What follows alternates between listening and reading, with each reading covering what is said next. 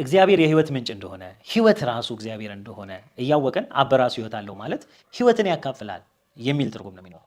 ለወልድም በራሱ ህይወት እንዲኖረው ሰጥቶታል ሲባል ህይወትን እንዲያካፍል ፈቅዷል። እግዚአብሔር በልጁ በስጋው በደሙ በመስቀሉ ስራ በክርስቶስ ባደረገው ነገር ህይወትን እንዲያካፍል ፈቅዷል የሚል ትርጉም ነው እንጂ ያለው ክርስቶስ የተባለን አንድ ግለሰብ ወደ ህልውና አምጥቶ ማኖር አስጀምሮታል የሚል ትርጉም የለው።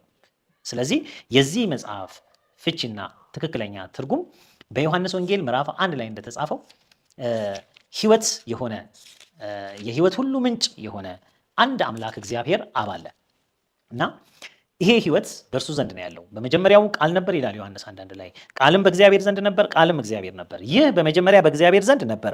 ሁሉ በእርሱ ሆነ፣ ከሆነውም አንዳችስ እንኳን ያለ እርሱ አልሆነም። በእርሱ ህይወት ነበር ይችላል። ስለዚህ እቺ ህይወት የተባለች የሰው ብርሃን ናት። በእርሱ ህይወት ነበረች፣ ህይወትም የሰው ብርሃን ነበረች። እግዚአብሔር ዘንድ ያለ የዘላለም ህይወት እንዴት ነው ለሰው መጥቶ ብርሃን የሚሆነው የሚለውን ጥያቄ ለመፍታት እግዚአብሔር መንገዱ ያደረገው ክርስቶስን ነው። ስለዚህ ክርስቶስ ሲናገር እኔ መንገድ ነኝ አለ። በዕብራውያን መልእክትም በመረቀልን በአዲስና በሕያው መንገድ ይሄ ህይወት ወደ ሆነው ወደ እግዚአብሔር አብ ወደ ቅድስት እንድንገባ በስጋው በመጋረጃው በኩል እያለ ይናገራል እና ስለ ዘላለም ህይወት የሚያወራ ክፍል ነው ይሄ ክፍል። ስለዚህ ይሄ ህይወት የሰው ብርሃን ነበረ ካለ በኋላ ብርሃን ደግሞ በጨለማ ይበራል፣ ጨለማም አላሸነፈውም ይላል። ስለዚህ ወደ ቁጥር 9 ስንመጣ ለሰው ሁሉ የሚያበራው እውነተኛ ብርሃን ወደ ዓለም ይመጣ ነበር ይላል። ይሄ ብርሃን በፊት ህይወት ነው የሚለው። ይሄ ህይወት ብርሃን ሆኖ ወደ ሰው ልጆች መምጣት አለበት። ስለዚህ ይሄ ብርሃን ማን ነው ብለን ስናይ በዓለም ነበር፣ ዓለሙም በእርሱ ሆነ፣ ዓለሙም አላወቀውም። የእርሱ ወደ ሆነ መጣ፣ የገዛ ወገኖችም አልተቀበሉትም። ለተቀበሉት ሁሉ ግን በስሙ ለሚያምኑት ለእነርሱ የእግዚአብሔር ልጆች የሆኑ ዘንድ ስልጣን ሰጣቸው። ይሄ ህይወት ብርሃን ክርስቶስ ኢየሱስ ሆኖ ወደ ዓለም እንደመጣ ነው የሚናገረው። በዓለም ነበረ፣ ዓለሙ በእርሱ የሆነ ነው፣ እንደገና መጣ።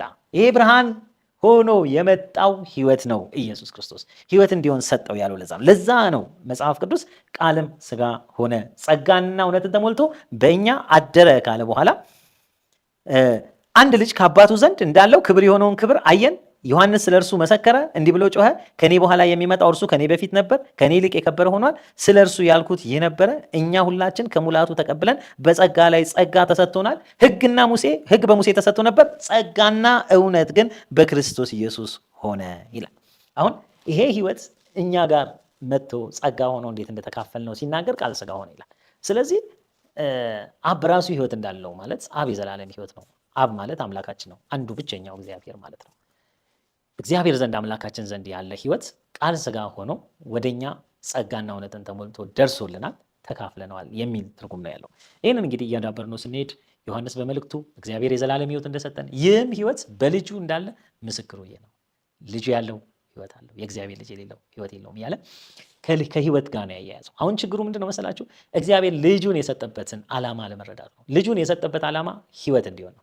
መጽሐፍ ቅዱስ የሰው ምስክርና የእግዚአብሔር ምስክር ብሎ አስቀምጧል። እግዚአብሔር ስለ ልጁ የመሰከረው ምስክር ምንድን ነው ይላል? ህይወት እንዲሆን ሰጠዋችሁ፣ መዳኛችሁ ነው፣ የዘላለም ህይወት የምታገኙበት መንገድ ነው፣ የሚቤዣችሁ ነው ብሎ ቤዛችሁ፣ አማላጭ፣ አስታራቂያችሁ ብሎ ሰጠን። ሰዎች ደግሞ ልጁን የተቀበሉት ግለሰብ አድርገው አንድ የሚመለክ የመለኮት አካል ክፍል አድርገው አንድ ወደ ዓለም የገባ የሚተዋወቅ ሌላ ከእግዚአብሔር ውጭ የሆነ አምላክ አድርገው ስለሆነ ሁልጊዜ የተፈጠረ ይመስላቸዋል፣ ሁለተኛ ይመስላቸዋል፣ ሶስተኛ ይመስላቸዋል፣ ትንሽ ይመስላቸዋል። እንደ እግዚአብሔር ቃል ግን የልጁን የመምጣት ዓላማ ከገባን ልጁ ያለው ህይወት አለው ነው። በቃ እግዚአብሔር ስለ ልጁ የመሰከረው ምስክርነት ይሄ ነው። በእግዚአብሔር ልጅ የሚያምን በነፍሱ ምስክር አለው። ምስክሩ ምንድነው? የዘላለም ህይወት አለው። እግዚአብሔር ልጁን የዘላለም ህይወት እንዲሆነን ሰጠን ማለት ነው። ፈቀደ ማለት ነው። ላከ ማለት ነው። አስተላለፈ ማለት ነው። መንገድ ሆነልን ማለት ነው። አብ በራሱ ህይወት እንዳለው ማለት አምላክ ብቻ ነው የህይወት ምንጭ። በመዝሙረ ዳዊት ላይ እግዚአብሔር የህይወት ምንጭ እንደሆነ ሲናገር የህይወት ምንጭ ከአንተ ዘንድ ነውና ብርሃንን እናያለን ይላል።